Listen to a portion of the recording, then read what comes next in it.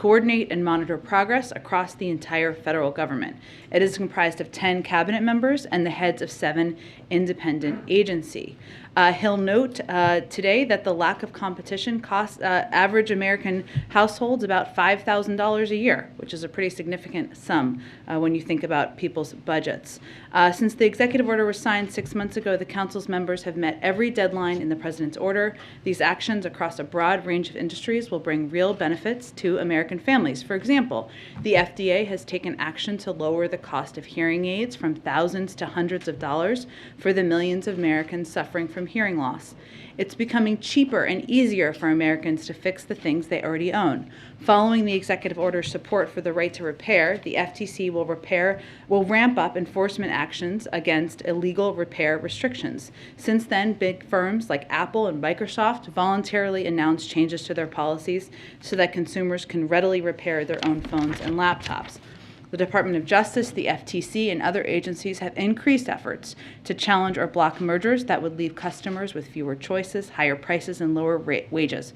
For example, the Department of Justice blocked an insurance mega merger that would have raised insurance costs for consumers and businesses alike. So this is part of our ongoing effort.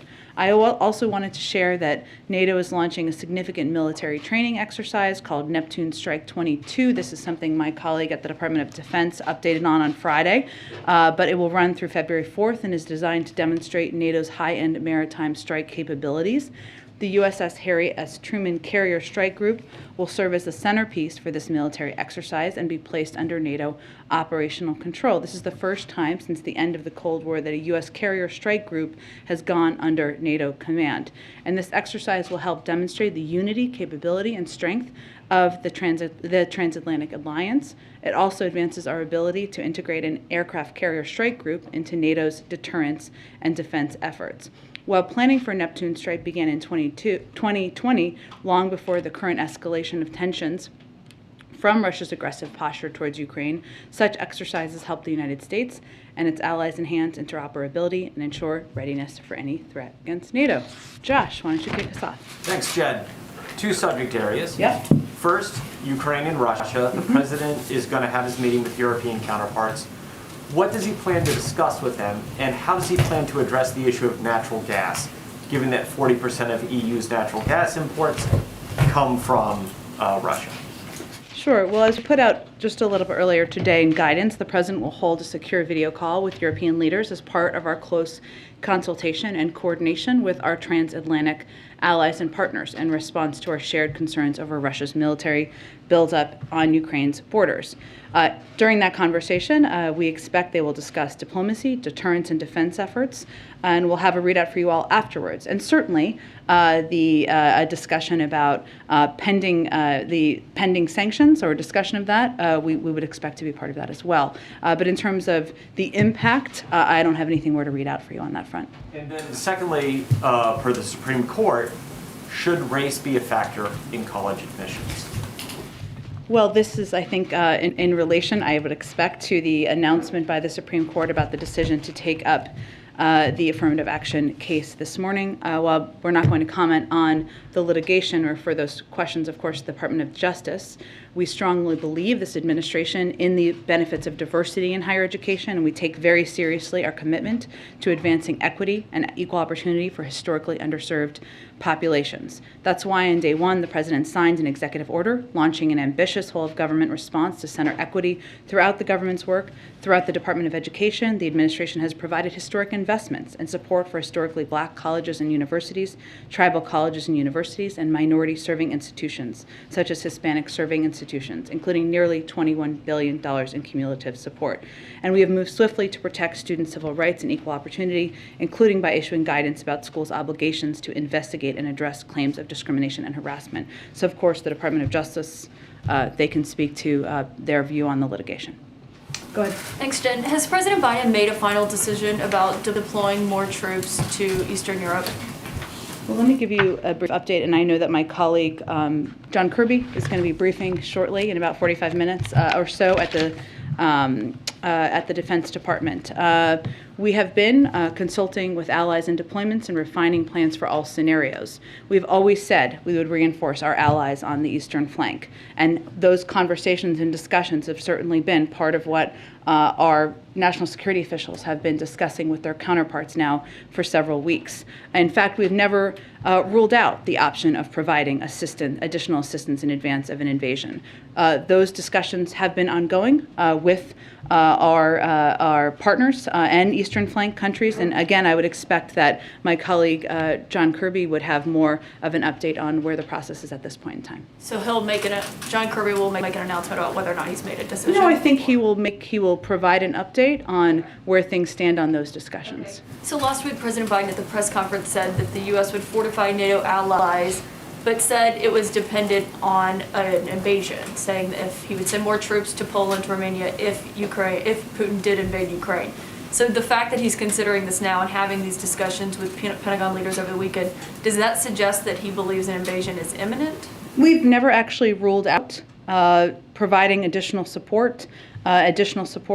assistance to Eastern Flank countries in advance of any invasion. And those discussions with them have been ongoing, and certainly that's been part of our contingency planning. I guess the question is, it does appear to be a shift in his thinking and his attitude toward it. Is that how you would characterize it? I wouldn't characterize it that way. We have spoken to the fact that, and we've put out a lot of information about our view of the preparations being made by President Putin and the Russians. While we can't get into the mind of President Putin, we are seeing the preparations that they're making at the border. We have been very clear, and the President has been direct, that military action by Russia could come at any time. He said that last week as well. So we have been in conversations and discussions with Eastern Flank countries. Obviously, our Secretary of State just returned from a trip to Europe as well, and he was part of the discussions this weekend too. And part of that has been contingency planning and discussing what their needs have been. My last question is, today the President has this call with European leaders. Several of them are on this: UK, France, Germany, Italy, Poland, NATO, the European Council. Why is Ukraine not on that call this afternoon? Well, we have a range of conversations with Ukrainians. Obviously, our Secretary of State met with them last week, and they will be a part of many conversations moving forward. As I noted a little bit earlier, part of this is a discussion about deterrence and defense efforts, diplomacy, but certainly they will be a part of many conversations, as they have been from the beginning. Go ahead. So what happened then in the last few days that prompted the Pentagon to present specific potential troop deployments to the President? Or put another way, why now? Well, I wouldn't say we're characterizing it exactly that way. The President has said last week, and we also said that as we've been watching the preparations of President Putin and the Russians, that they were prepared at any moment to take military action. We've also been in ongoing discussions from our Secretary of State to members of our national security team with our Eastern Flank partners about what their needs are and what security concerns they have. So I wouldn't say it's a response to an abrupt moment. It's a part of an ongoing contingency planning process and discussion. After this weekend, is he more or less concerned about the possibility of a Russian invasion of Ukraine? Well, he said last week that military action by Russia could come at any time. That remains his point of view. And there's been clamoring in this town and over in Ukraine for a U.S. ambassador to Ukraine. Where do things stand on appointing somebody? Certainly understand that. I don't have any update on the status at this point in time. The Ukrainian Foreign Ministry said the decision to draw down the U.S. presence in Kyiv at the embassy was, quote, premature and a manifestation of excess caution. Is this potentially the afterglow of what happened in Afghanistan, concern for that, or is something else more specific prompting people to leave? Well, I would say that our State Department regularly reviews and assesses what steps need to be taken for the security of our personnel. I would note that the travel advisory was already at a level 4 since back in October. We've also been closely consulting and keeping Ukrainians abreast. I would say this is more akin to the steps we took in Ethiopia and Kazakhstan than any other country or conflict. One more in Ukraine and then one other quick subject. The House Speaker today has requested a bipartisan all-members briefing on the situation in Ukraine of the White House. Is that something you guys plan to fulfill? We have been in close consultation with members and leadership from the beginning. I don't have any update on this specifically, but that's been our objective and how we have proceeded. So I'm sure we are working to meet the requests and needs of members. And based on some news reports, it looks as if at least Jake Sullivan, maybe others, are talking to senior lawmakers about this on a fairly And we regular have been basis. for weeks. Mhm. On another subject, another violent weekend across the country. There was the shooting in New York. There was a shooting here in D.C. of a police officer. There have been reports of a possible executive actions that the president might be able to take in the realm of police reform or police policy. Where do things stand on that? And might Well, that be coming soon? May I address this weekend first, and I will come around to your question, but I think you had a few in there, important ones to address. The events of this weekend are a reminder that law enforcement officers head into harm's way every single day.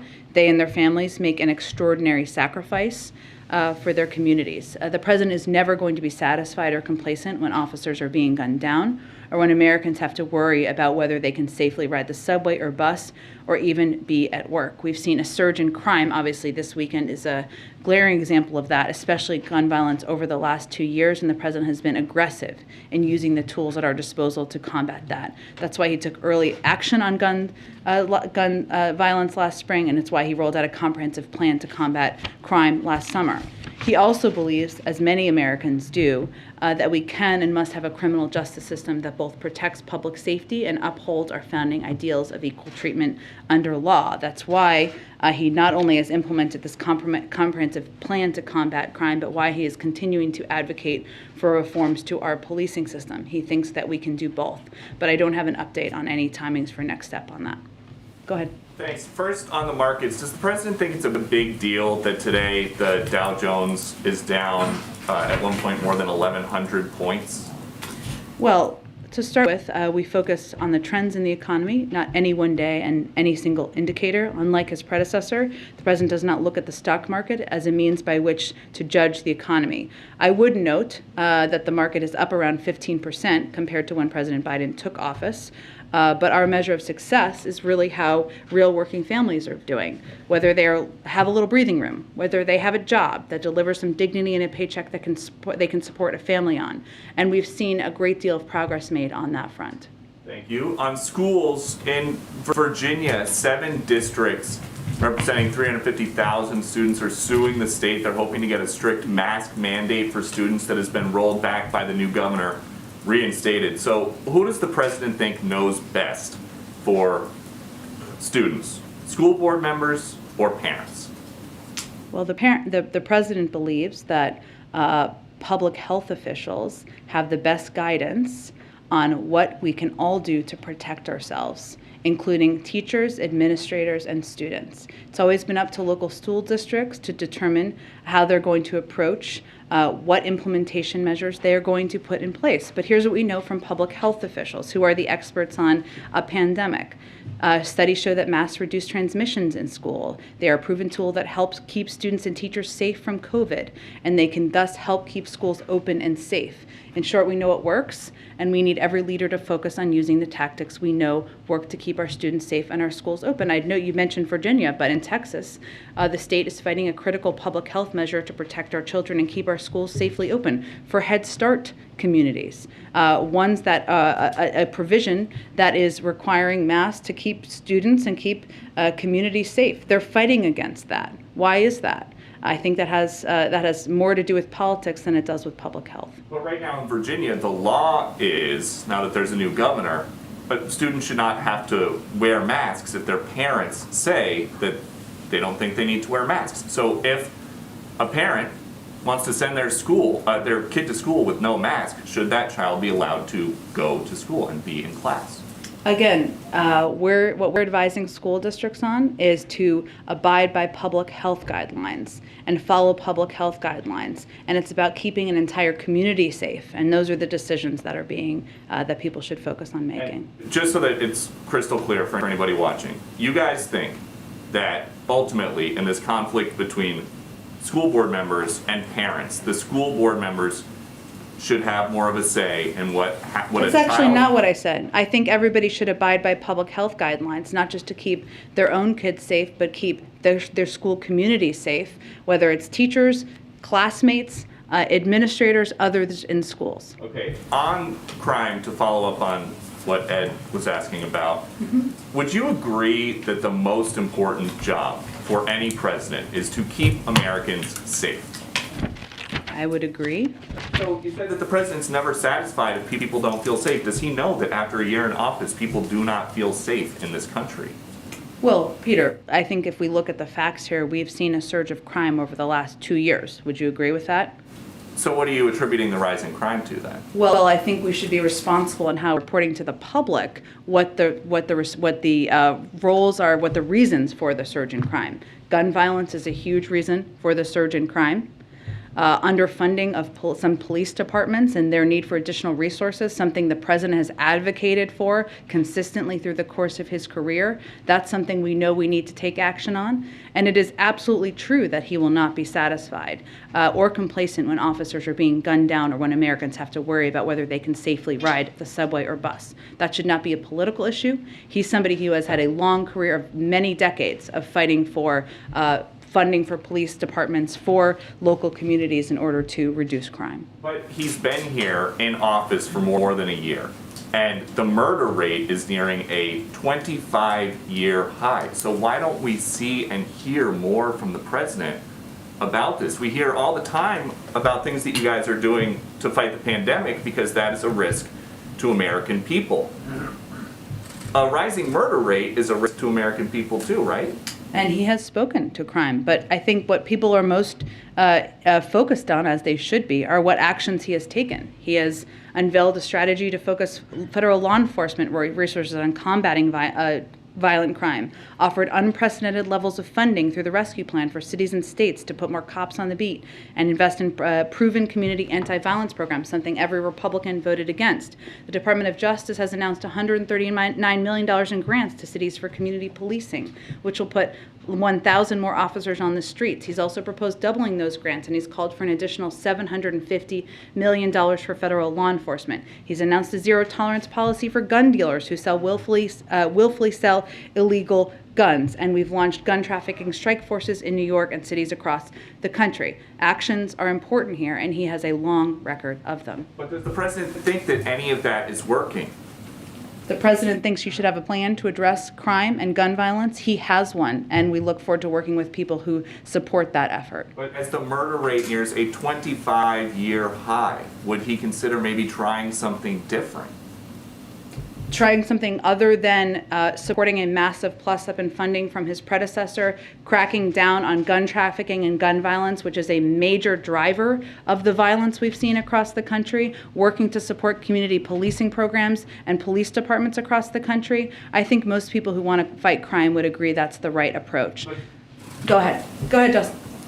Thanks, Jen. I know Kirby's briefing later, but Sure. Just to put a finer point, Yeah. Do you have any information about how many troops are under consideration, what the time frame for the president's decision are, sort of the logistical details of a possible deployment? I don't have any more details from here other than to convey that we're in close consultation with Eastern Flank countries about their security needs. And again, we've always said we would support them. We've never said that an invasion would be a prerequisite for that.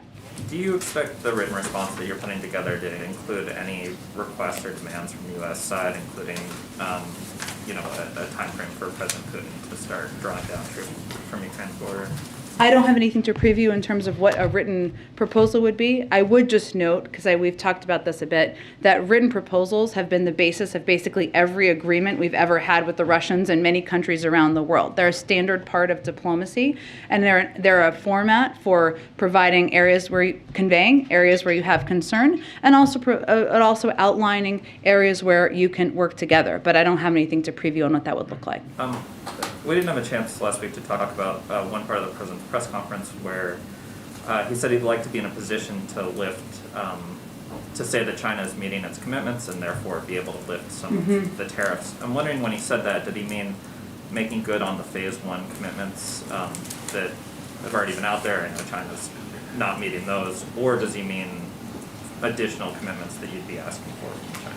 I think he meant he's looking forward to getting some recommendations through the review process that's ongoing. And then one last one. There was an FBI raid last week on Representative Cuellar reportedly over his ties to Azerbaijani oil executives. I know you're not going to comment on an ongoing investigation, but do you think that the congressman should step away from his committee assignments or congressional work while this investigation is on? I'm just not going to have any comment on this at this point. Go ahead. A couple more on Ukraine, Jen.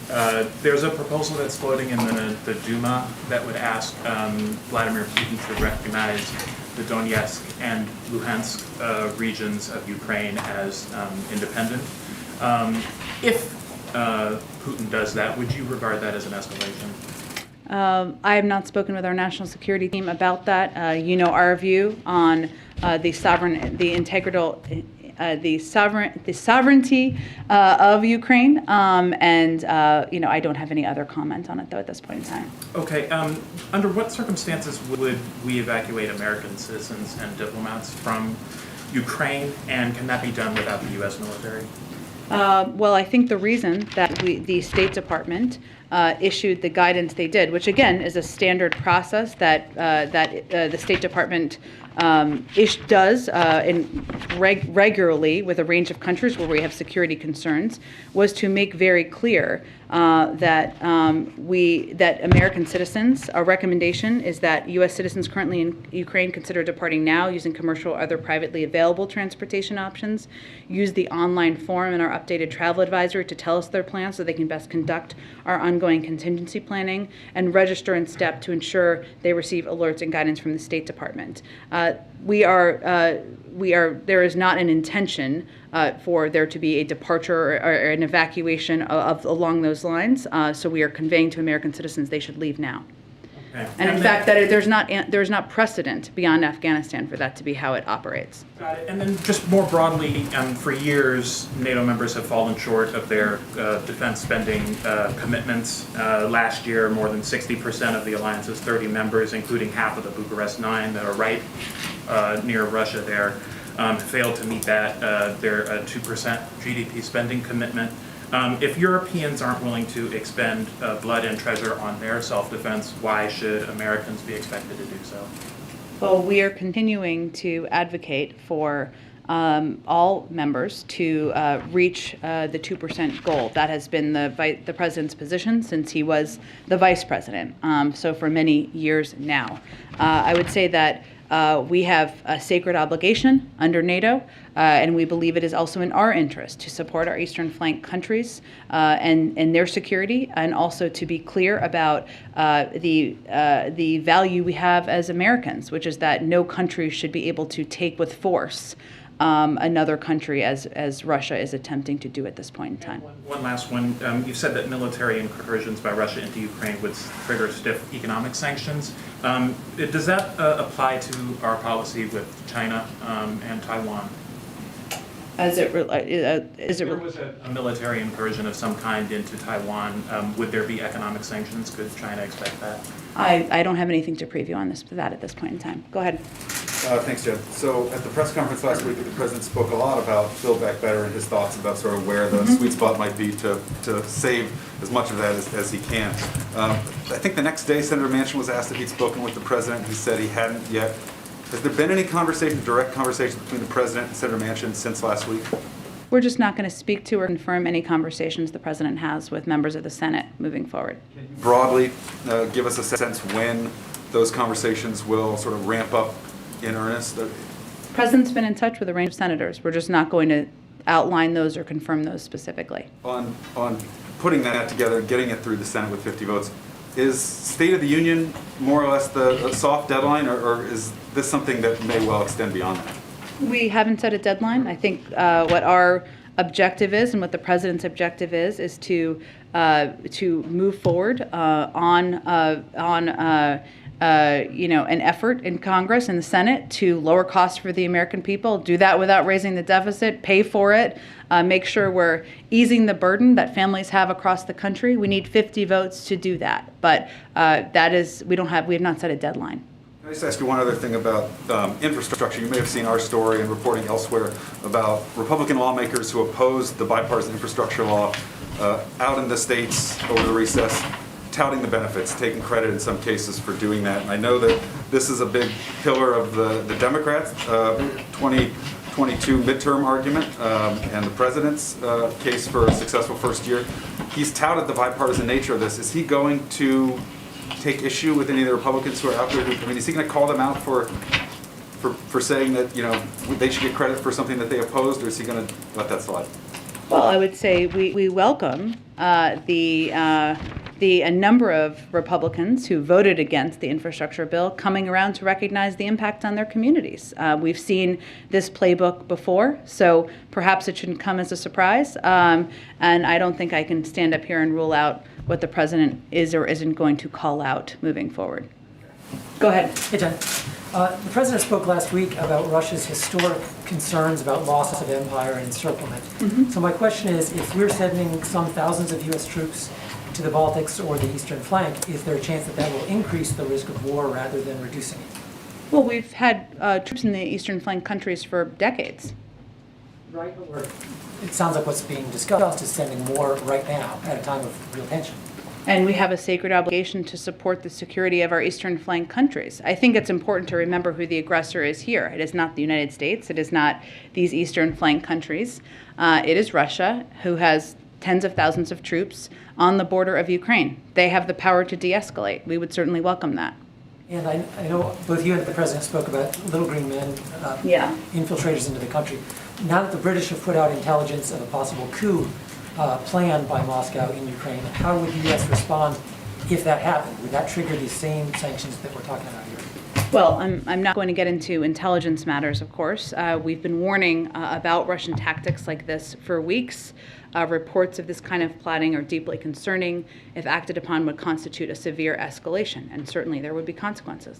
And then just one more on the SCED. I know we've all been anticipating the president's going to hit the road. Is the reason that there's nothing on the public schedule these tensions involving Ukraine, or another reason? I expect we will have some travel very, very soon. We're just looking to finalize the details. Go ahead, Kimberly. Thanks. Couple of questions. First, a quick housekeeping question. Sure. Can you confirm the Qatari Emir will be coming to the White House at the end of the month, and if the discussions will center around energy supply to Europe? I know there's been discussion of that. I don't have final confirmation of it. I will work to see if we can get that to you after the briefing. Okay, perfect. And then, as the administration weighs reinstating the terrorist designation on the Houthis, is the president concerned this could block humanitarian aid, and why would the president consider this if millions are at risk of losing assistance given his policy of upholding human rights? Well, let me first say that we call on all parties to the conflict to de-escalate, abide by their obligations under international humanitarian law to ensure the protection of all civilians, and participate fully in an inclusive UN-led peace process. All parties must commit to a peaceful diplomatic solution to ending the conflict and advance a durable resolution that improves the lives of Yemenis and allows them to collectively determine their own future. There have been dangerous escalations in days, which is of course why you were asking. These escalations only exacerbate a dire humanitarian crisis and the suffering of the Yemeni people. We are deeply concerned by these reports, and we are continuing to engage at a diplomatic level. And our special envoy, Lender King, reaffirmed our unwavering commitment. He has been recently on the ground pressing parties for de-escalation and protection for civilian lives. And then quickly, a UK court is now allowing Julian Assange to appeal his extradition to the United States. The Justice Department, as you know, isn't commenting. But what about the president? He says press freedom is critical for democracy, so why is he continuing to pursue this case? Is the reason that he's pursuing this Trump-era case because Julian Assange embarrassed the Democratic Party in 2016? Again, this is under the purview of the Department of Justice, so I don't have any comment from here. Go ahead. Thank you. On the Palin New York Times case, I know you can't maybe speak specifically to the case, but does the White House have any concerns about threats to press freedoms, press access, to the limits of the First Amendment protection? I obviously can't speak to the case, so I appreciate you saying that at the top. I will say that I think the president has shown that he respects the value of the freedom of the press. He obviously took a step earlier this year to ensure there couldn't be a replication of actions that had been taken over prior administrations as it related to journalists. So I think that speaks to his commitment, but I don't have any more comment on the case. And then following off of Ed, I know you guys have forecasted potentially policing reform, executive action. Some civil rights advocates also want to see additional voting rights executive actions. Is there anything, any details or any timeline for what you think the president, the White House may do there, considering that it's stalled in Congress? Well, the president is going to keep fighting till his last breath, as you've heard him say, on voting rights, because he thinks it's so vitally important. We did do an executive order early on in the administration, which was quite extensive and comprehensive, that is still being implemented. In terms of additional executive orders that would be possible, that we have the authority to do, I don't have anything to predict along those lines, but we are going to continue to fight to get federal legislation passed. We are going to continue to work with states to ensure that there is proper protections and there is, of course, more work ahead. Go ahead. Yes, there are currently at least 150 American military advisors in Ukraine, including members of the Florida National Guard. Are those soldiers going to remain in Ukraine? Are there contingency plans if hostilities break out to remove them? What's their disposition? I would point you to the Department of Defense to ask them that question. Okay. My colleague mentioned Afghanistan, and one of the things that you hear among Russian propaganda in Ukraine is that the United States is an unreliable ally, that it's using Ukraine as a pawn. And they point to the U.S. withdrawal from Afghanistan as evidence that the United States cannot be counted on. How does the United States respond to that, and has the Afghanistan withdrawal complicated diplomacy in this regard? It is not in our experience. The president ended a 20-year war in Afghanistan, something he had talked about consistently doing for some time as he was running for president and even before then. I think our commitment to our NATO partners is clear. Our commitment to Ukrainians is clear. We've sent more security assistance over the last year than in any year in recent history. We've been in constant contact, as is evidenced by the president's call this afternoon, with our European partners as we work to ensure we're in lockstep as we approach the next stage and anticipate what President Putin may or may not do. So what I would say to that is that sounds like the old Russian propaganda playbook, something we've talked about in the past, and I'd encourage anyone to be mindful of that. And then finally, there's negotiations going on in Congress for Russian sanctions if they do take military action against Ukraine. Does the United States support Congress acting, and are they involved in these negotiations? We are regularly updating and briefing leaders in Congress and about what steps are under consideration, what the status is of things we're seeing on the ground. Obviously, we've talked about a lot of this publicly as well. And we've also been clear that we have a severe sanctions package of economic options that is under consideration should they decide to invade. We also recently sanctioned a couple of individuals for their engagement as well. But I don't have anything in terms of these specific steps under consideration. We have our own severe steps that we are considering here, and we're keeping Congress abreast of that. Does it help to have Congress involved? Well, we're working in lockstep with them. We are briefing them. We are conveying to them what we're thinking about and considering, and of course, getting feedback from them as well. Go ahead. I recognize that the White House has said that they have, very severe sanctions that are prepared if Russia invades. Is there any thought to enacting sanctions before Russia invades as a form of deterrence, or is that under consideration? Well, we did announce a couple of sets of sanctions from the Treasury Department last week in response to the involvement of a few individuals. We've also plussed up our security assistance packages that we've been delivering to the Ukrainians, including recent deliveries over the last couple of days. And obviously, as we were talking about earlier in this briefing, there's been discussions about how we can support the security of Eastern flank countries. But also, we are mindful of what we think is the most effective deterrent, and the severe economic sanctions package, something that would be go far beyond what was done and what was on the table in 2014, including the consideration of imposing unprecedented export control measures that would hit hard at President Putin's ambitions, are part of the discussion, and our assessment is that is most effective as a deterrent tool and not as one we would do in advance. Okay, so you're saying the threat of the sanctions is the most effective deterrent? Correct. Tool.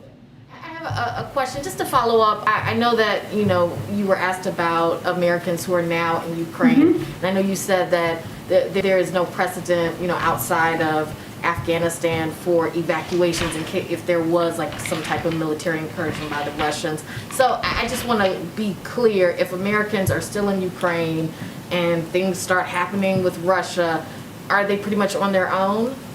Well, we are conveying very clearly now that now is the time to leave, and that there are means to do that. Of course, there's commercial airlines. You can depart over land. There's obviously the embassy there to provide assistance. And this is very similar to what we did in Ethiopia, Kazakhstan, and many other countries over the course of the last several decades. But there is not an intention or a plan for any military evacuation. And just quickly, in the past, another call with Putin was still on the table.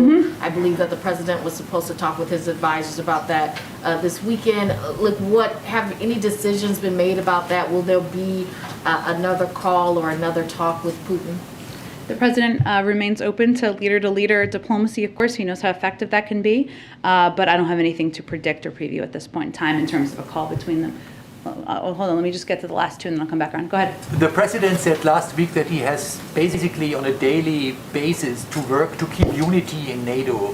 How unified are NATO partners if it comes to hard and meaningful sanctions against Russia? And what is the president's assessment or the White House's assessment of the new German chancellor in that case?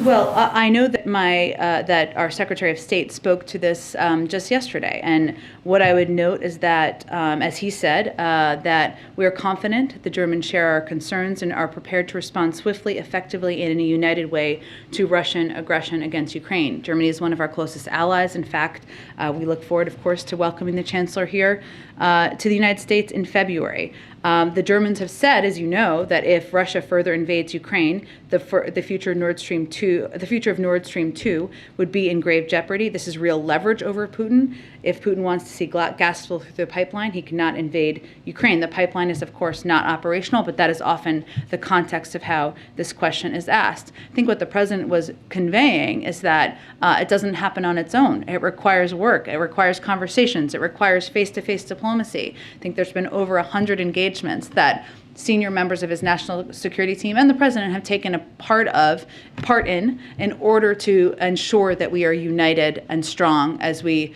confront the threats posed by President Putin. Did Germany need more work than other NATO partners? I would say Germany remains one of our key partners and allies, and again, we are working in lockstep with them. Go ahead. Yes, hi, Jen. Senator Susan Collins is leading a working group looking at reforming the Electoral Count Act so that during the counting of the Electoral College, a vice president could not reject one slate of electors and, say, recognize a rival slate supporting a rival candidate. I'm just wondering whether the White House has talked to either Senator Collins or any other senators about this, and given, shall we say, recent history, whether the president supports reforming the Electoral Count Act. Well, we've never said we were opposed to it. We are in touch with a range of senators. I'm not going to detail who, but across the board through senior members of the legislative team, senior advisors to the president, about a range of steps that can be taken. What's important to note, and I've said in the past, but I'll just reiterate it, that it does not take the place of, is not a replacement for the John Lewis Voting Rights Act or any of the voting rights federal legislation we were working to get across the finish line, because they do entirely different things, including creating a baseline for what the American people should expect and frankly demand in terms of what kind of access they should have to participate in the voting process. And of course, the requirement that any states that has a history of voter suppression would have to get approval from the Department of Justice in order to change voting laws. The Electoral Count Act doesn't do that, but we are open to the conversations. We've been participating in the conversations, but it's not a replacement for. On a different subject, so much of the public discourse about so-called Havana syndrome has come from anonymous leaks, and I'm just wondering how soon will the National Security Council release their expert report on Havana syndrome and these anomalous health incidents, and will this report be made, public in a fulsome way? Sure. Well, I know there's been a recent CIA report that talks about the findings of their interim analysis. Which does not rule out that a foreign actor may be involved in a subset of reported cases, and affirms that the intelligence community will be drilling down in its analysis on a subset of cases. The toughest unresolved ones, of course, to try to determine whether a foreign actor may be involved. There are a range of investigations and efforts underway across the U.S. government, and we continue to take every report of a suspected incident safely. What's most important is the President has asked his national security team to ensure we are leaving no stone unturned and ensuring that people who have been impacted receive the proper health care they need. I can't make a prediction of what a final release of a report would look like. I would really point you to the intelligence community on that. Okay, just one last one.